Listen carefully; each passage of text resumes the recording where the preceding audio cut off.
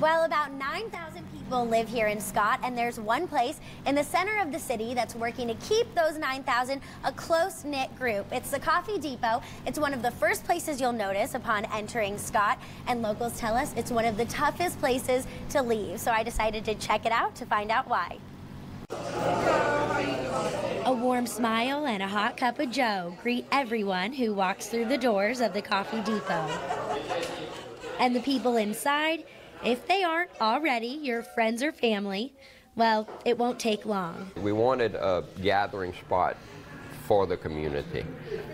We weren't looking to get into the restaurant business by any means, but we just felt like there wasn't a place in Scott that people could just come and gather, get a cup of coffee, and if they, stayed all day and talked, we were happy. Right on the railroad in the center of downtown Scott, even before it was a coffee hotspot, this place has always seen lots of traffic. This part that you see here was a mercantile warehouse when it was built.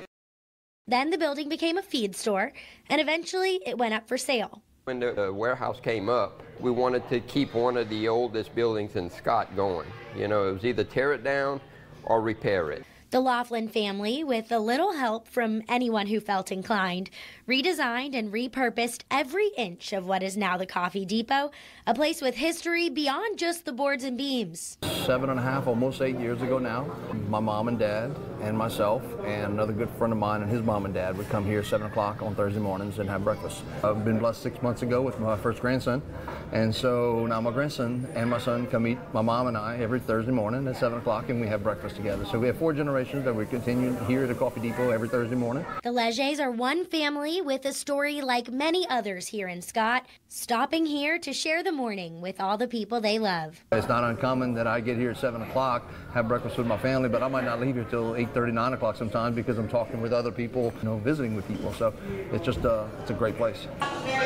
And as Scott grows, the Coffee Depot has a mission to keep the community as close as can be. And as we expand and get all the new faces, we want to get them together with the people like myself that have been here forever, because we want them to meet each other and we want them to socialize and know each other.